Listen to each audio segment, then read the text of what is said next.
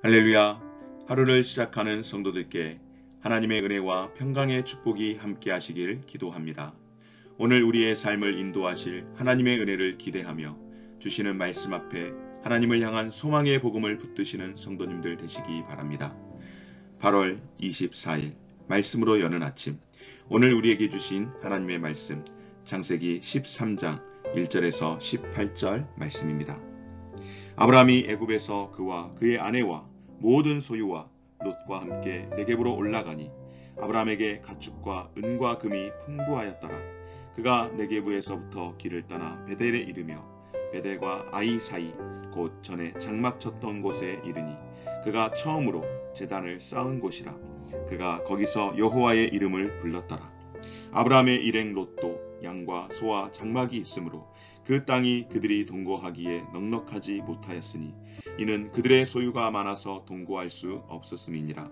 그러므로 아브라함의 가축의 목자와 롯의 가축의 목자가 서로 다투고 또 가나안 사람과 브리스 사람도 그 땅에 거주하였는지라. 아브라함이 롯에게 이르되 우리는 한 친족이라.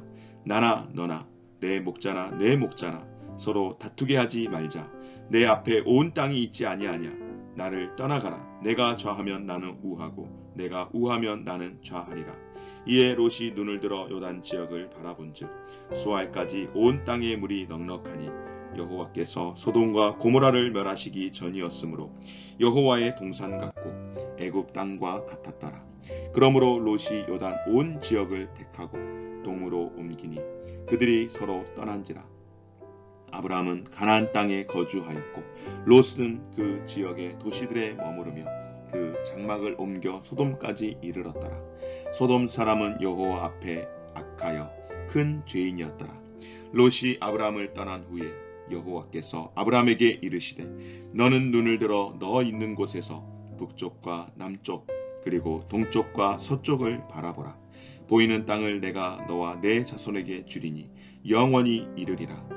내가 내 자손이 땅의 티끌 같게 하리니 사람이 땅의 티끌을 셀 수 있을진데 내 자손도 세리라.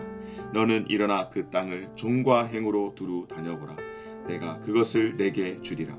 이에 아브라함이 장막을 옮겨 헤브론에 있는 마므레 상수리 수풀에 이르러 거주하며 거기서 여호와를 위하여 단을 쌓았더라. 아멘. 시대를 막론하고 사람들은 풍요로움을 복으로 여깁니다. 그래서 더 많은 재물을 손에 넣기 위해 최선을 다하고 때로는 수단과 방법을 가리지 않을 때도 있습니다. 그리고 남들보다 더 풍족해지면 복을 받았다라고 말을 합니다. 창세기 12장에서 하나님의 부르심을 입었던 아브라함, 가나안 땅에 갔지만 그가 결코 가나안에 들어가서 살기가 녹록하지 않았습니다. 첫째로는 그를 환영하는 자리가 아니었고 그가 머물 만한 땅이 그렇게 허락되지 않았기에 부득불 사람들이 적은 곳으로 가다 보니 점점 남방으로 내려가다 보니 네겝 지역 사막의 자리까지 이르게 되었습니다. 거기에다가 엎친 데 덮친 격으로 그곳에 가뭄이 일어남으로 인하여서 사막에서 도저히 살 수 없다고 판단했던 롯은 그의 가족들을 이끌고 더 내려가다 보니 풍족함이 있는 애굽까지 이르게 되었습니다. 애굽에 이르렀을 때에 그 풍족함은 아마 아브라함의 눈에 분명 들어왔을 것입니다. 그런데 문제가 생겼습니다. 그의 아내 사레의 미모가 얼마나 뛰어났던지 아마 틀림없이 아브라함이 그곳에 가게 되면은 자신의 아내로 인하여서 생명의 위협을 느낄 거라고 예감하고 아내와 둘이서 서로 짜죠. 남편이라고 아내라고 하지 말고 우리가 남매라고 하자. 그렇게 자신의 목숨을 부지하기 위해 계획을 짰는데 언제나 우려는 현실로 나타난다고 아브라함의 아내의 그 미모가 소문이 나서 애굽 왕 바로에게까지 서게 되었고 정말로 바로에게 아내를 빼앗기는 그런 난처한 상황이 이르게 되었습니다. 하나님의 특별하신 섭리함으로 애굽 왕 바로가 그의 아내, 그러니까 아브라함의 아내 사레를 건드리지 못하게 하고 이 일로 인하여서 두려웠던 애굽 왕 바로는 아브라함에게 많은 재물을 주고 애굽을 떠나도록 하게 되었고 아브라함은 애굽에서 가나안으로 다시 돌아올 수 있게 되었습니다. 하나님이 약속하신 땅으로 올라올 수 있게 된 것이죠. 그리고 처음 왔던 베델과 아이 사이, 곧 전에 장막을 쳤던 곳에 돌아와서 다시금 하나님 앞에 제단을 쌓고 예배합니다. 애굽으로 내려가기 전의 상태로 돌아오게 되었습니다. 그러나 조금 달라진 것이 있죠. 애굽으로 내려가기 전에는 기근으로 인하여서 어렵고 살기가 팍팍했지만 이제는 오히려 소유가 풍부해져서 돌아오게 되었습니다. 어찌 보면 복을 받았다라고 할 수 있겠죠. 그러나 이곳에 돌아왔는데 문제가 일어난 겁니다. 재산이 많아지자 아브라함의 가축을 치는 목자와 그의 조카 롯의 가축을 치는 목자들 간에 다툼이 일어난 것이죠. 여러분, 그렇다면 재산이 많음으로 인하여서 다툼이, 분쟁이 일어난다라고 하면 결코 재산이 많은 것이 잘 된 것, 복을 받은 것이라고 할 수 없지 않겠습니까? 재산이 없는 것도 저주라고 할 수 없지만 재산이 많은 것도 축복이라고 할 수 없는 것이 오늘 아브라함과 롯의 관계를 통하여서 볼 수가 있습니다. 오늘 아브라함은 이 일로 인하여서 롯을 독립시키기 위해 롯에게 먼저 선택권을 부여합니다. 자신이 먼저 선택할 수 있음에도 불구하고 롯에게 먼저 선택권을 주는 것, 이것은 상당히 지혜로운 결정이었던 것 같습니다. 반면에 롯은 지혜롭지 않은 선택을 하죠. 왜 그럴까요? 롯은 소돔과 고모라가 속한 요단 지역을 선택하고 이제 그쪽 지역으로 동쪽으로 옮겼는데 롯이 그곳을 선택한 이유가 무엇입니까? 그곳이 풍요로워서 마치 애굽 땅 같아서 그곳을 여호와의 동산 같다라고 판단한 겁니다. 그러니까 그가 여호와의 동산 같다라고 판단하는 기준이 무엇입니까? 풍요로운 곳. 풍요로움을 그가 어디에서 경험했습니까, 여러분? 바로 애굽에서 경험을 했습니다. 풍요로워서 애굽에 갔다가 어떤 일이 일어났나요? 그의 삼촌 가족이 풍비박산 날 뻔한 일이 일어났습니다. 물론 결과적으로 하나님의 손길을 통하여서 가족이 깨어지지 않고 더 많은 재산을 가지고 나왔지만 그러나 가족이 깨어지게 될 수밖에 없었던 가장 근본적인 이유는 애굽이 풍요롭다고 여겨서 그곳을 선택해 갔을 때에 그런 사달이 났다라고 하는 것이죠. 그런데 오늘 롯의 선택 기준은 애굽의 그 풍요로움을 한번 기억하고 그곳이 여호와의 동산 같다라고 판단하며 그곳을 가게 된 것입니다. 이후에 여러분, 얼마나 이스라엘 백성들이 이 일로 인하여서 하나님 앞에서 범죄하게 됐는지를 우리는 알게 됩니다.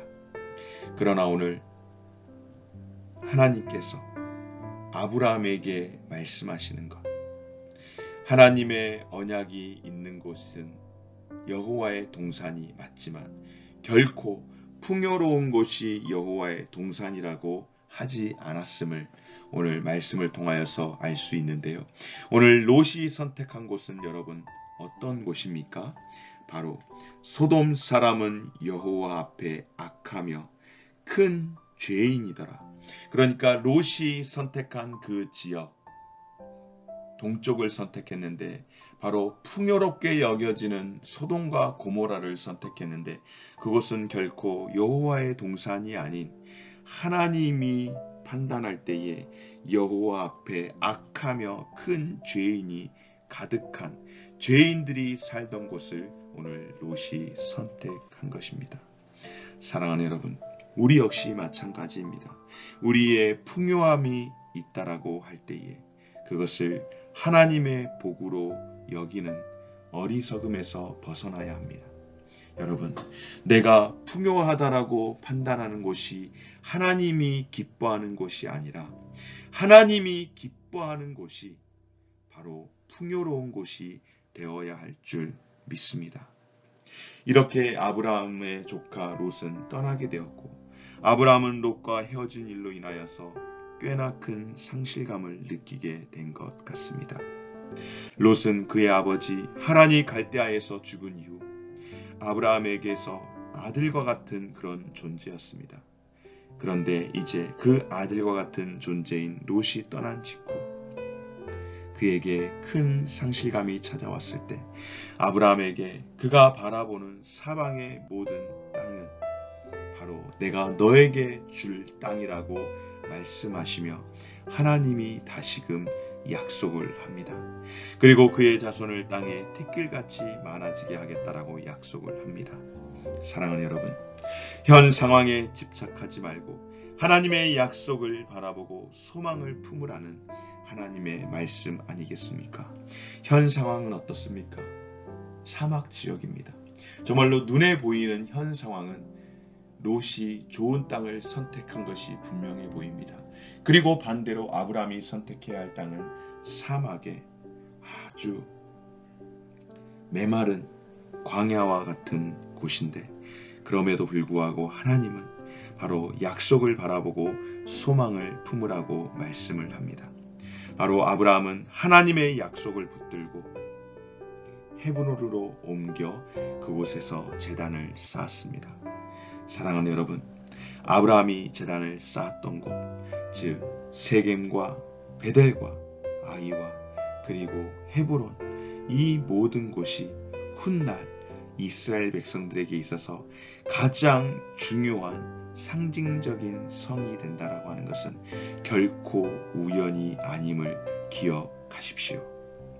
이처럼 아브라함은 풍요로운 땅이 아닌 비록 척박한 땅이었지만 모두가 하나님께서 약속하신 땅에 그가 머무르게 되었고 그 땅은 그의 후손들에게 영원히 이어지는 하나님의 임재가 있고 하나님께서 복 주시는 하나님이 축복하시는 거룩한 땅이 된 줄 믿습니다.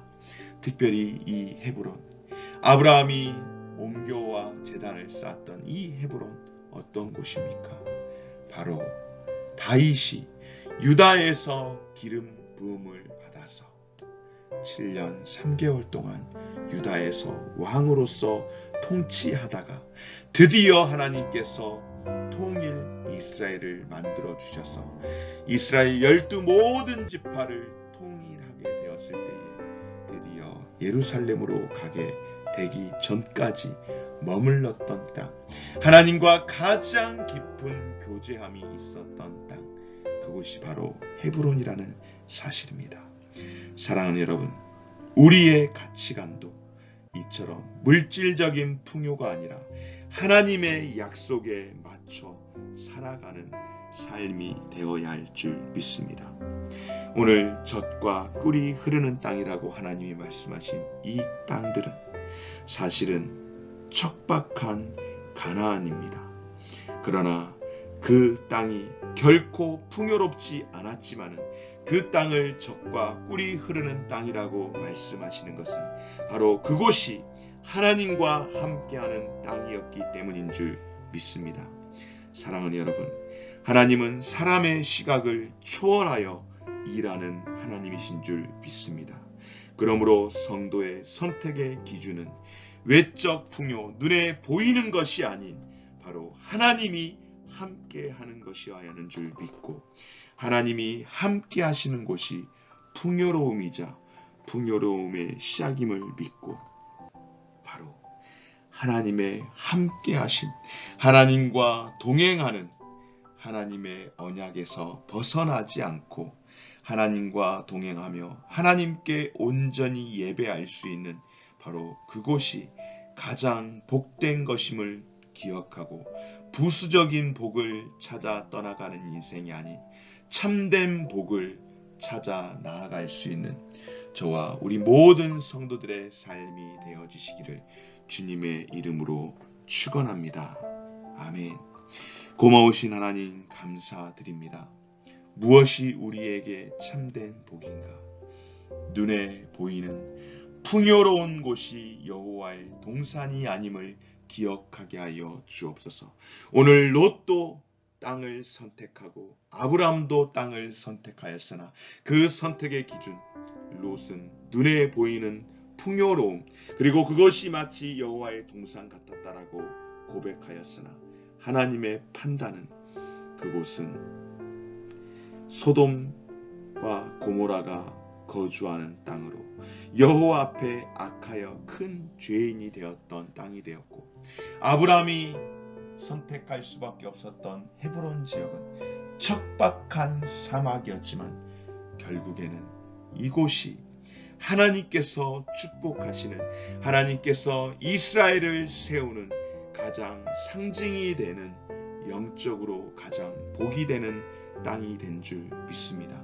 주님, 우리의 선택의 기준이 우리의 눈의 판단이 아닌 하나님이 머물러 있는 하나님의 시선이 머물러 있는 곳이 될 수 있도록 도와주시고 하나님과 동행하며 언약에서 벗어나지 않은 부수적인 복이 아닌 참된 복을 누리며 살아가는 삶이 되게 하여 주옵소서. 감사드리며 예수님 이름으로 기도드립니다. 아멘.